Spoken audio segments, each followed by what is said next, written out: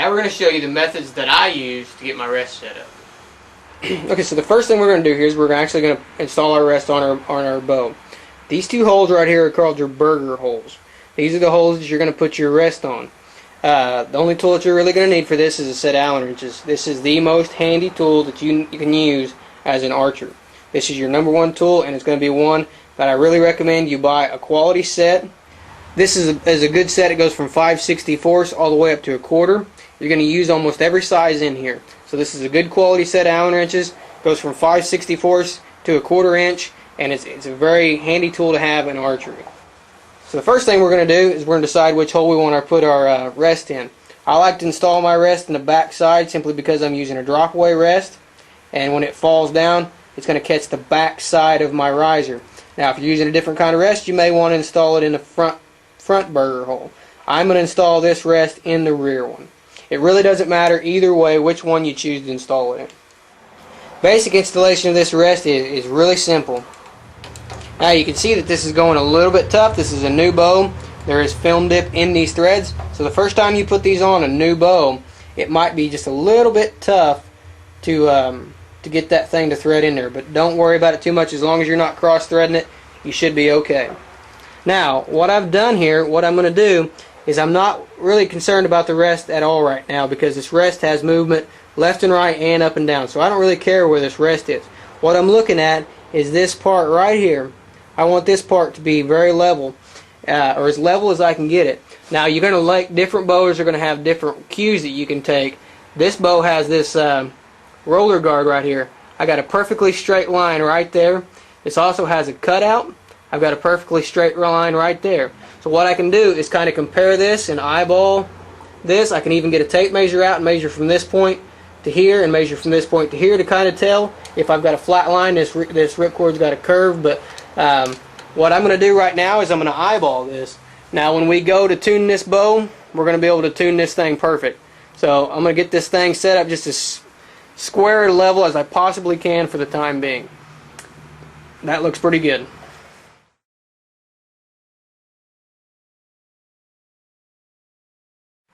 Now our next step is going to be to center the rest, get our elevation set, and to locate a knocking point. Okay, so the next thing we've got to do, now that we've got our rest pretty much leveled up on this outside, is we've got to center it and we've got to set our elevation. Now, if you guys aren't familiar with walkback tuning, we're going to discuss walkback tuning a little later in this DVD. Well, walkback tuning and paper tuning as well, what walkback tuning and paper tuning are going to do is going to verify that your elevation and your left and right on your rest are correct. You want this rest as perfectly centered as you possibly can. So when we get to our tuning methods and get to doing that, we're going to verify that this is correct, and any adjustments that need made, we can make at that time.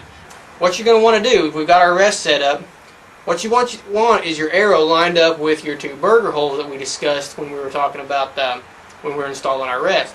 So what I'm going to do is this square is going to clip right to my string, and it's going to keep this arrow, this shaft that comes out of it, is perfectly square. It's perfectly level and perfectly even.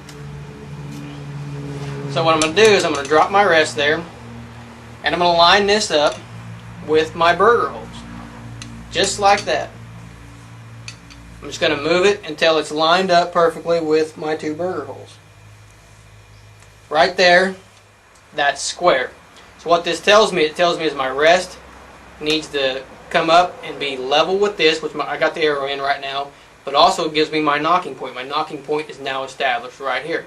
Now there's going to be a little variation on this. What I'm going to do is I'm going to put this right up on my rest, and I'm actually going to move this up about 1/16 of an inch. I want that arrow setting just barely above my barely above making contact with my rest. What this is going to do is all arrows, when they come out of your bow, are going to want to drop. Your knock travel is going to want to drop. What this is going to do is it's going to put your knock up slightly it's going to put your arrow at a slight downward slope and put your knock just a little bit high. So then when your arrow comes out, it's going to make your arrow and your knock travel level out. So that's the purpose of putting this 1/16 of an inch high, is just to keep your knock travel level and not have it dip down low. So we've got that set, and you can see here it's just about 1/16 of an inch from touching that rest. just like that. So we've got our up and down set. If our up and down was not set, I'm going to knock this out of square here for you guys and show you.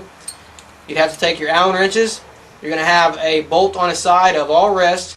You're going to loosen that bolt and you're going to bring your elevation up and down to where it's at the point that we're at now, where your rest is 1/16 inch of an inch from touching your bow square.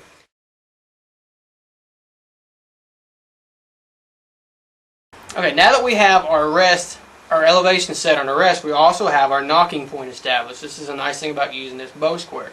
So what I'm going to do is I'm going to take this grease pen. This is just a Sharpie called a China marker, peel off China marker, and this is just a grease pen is what it really is. And I'm going to mark right above and right below this knock. Now you'll notice the knock that they have installed here is a pretty good sized knock. And that's so if you mark just above and below it, whenever you put your loop on or your nocking point on, you're going to be ready to go. So that's all we're going to need out of the square. The next thing we got to do is we got to set our left and right. You can do that with the square, but what I prefer is an arrow because it's a little bit longer, and I've found that I can get a little bit better. It's a little bit more true using an arrow because you have a longer shaft to aim down, and what we're going to do is I'm going to show you why that comes into play. Okay, so what we're going to do here is we're going to show you a good starting point on setting your rest. Well, a good starting point, this rest is moved all the way to the left. What I'm going to do is I'm going to line up my string with the center of my handle, and I'm going to move my rest in to where it's lined up with my string. I'm going to put the middle of my rest right in the middle of my string. And I'm going to tighten that up. Now, since all bows are different, we're not going to go off of that strictly. We're going to look down it, and I can tell you right now that it's not quite centered up just by looking at it. I can tell this rest needs to move to the left. A way that I can verify that is with a tape measure. An easy way and a good number to start out with is 3/4 of an inch. You want the center of your arrow to be 3/4 of an inch from the inside of your riser. So we're going to take a tape measure, and I like these soft tape measures just because it gives you a little bit more flexibility. And I'm going to measure at the front, and I'm going to measure at the back of my arrow. And I'm going to set it to where it's 3/4 of an inch from the side of the riser to the center of the arrow. So I'm going to measure that, and I can tell you right now, by looking at that, my arrow is off to the right. So I'm going to make a little bit of adjustment, a little minor adjustment here. And one thing I'm going to do too, not only is I'm going to measure it and I'm going to look at it, I'm going to line my arrow up, I'm going to line my string up with the center of my rest, and hopefully if everything's lined up, my field point should be lined up directly with the two. So I'm looking at the center of my handle, I'm lining my string up with the center of my rest, and I'm looking at my field point. I'm trying to make sure all those things are in line. Now, this is a lot of things to try to keep in line, and a lot of things to try to do by eye.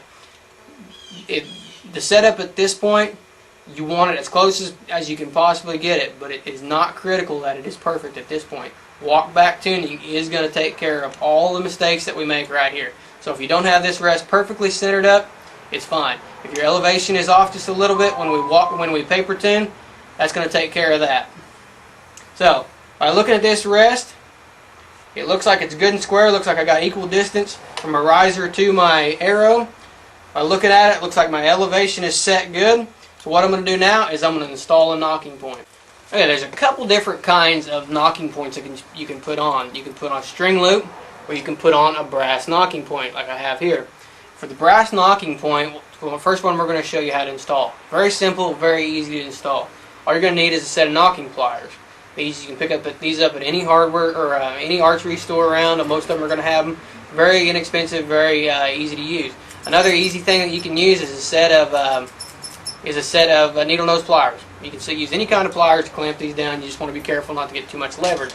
These ones are small, so you're not going to get a whole lot of leverage on them. So we had our nocking point established before, and we marked it with our grease pencil. Now we're not just going to rely on that mark because we all know we make mistakes.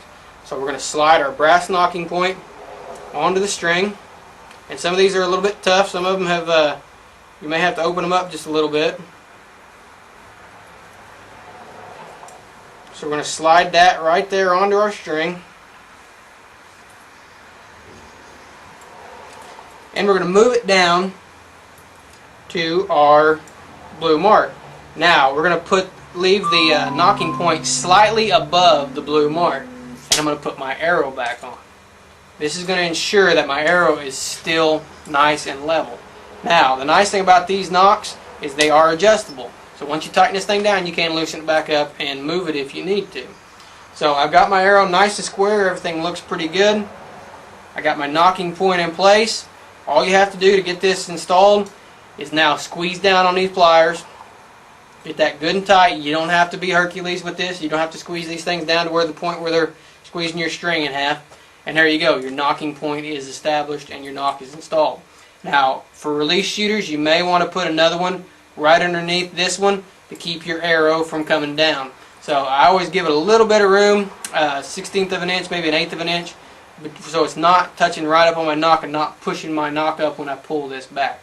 So you can put another knocking point or a cushion button or something like that right under your arrow there if you're using a release. Finger shooters, you can do whatever you want to really as a finger shooter. So that's how you put on a brass knock. Next thing we're going to do is we're going to tie on a string knock, a string loop.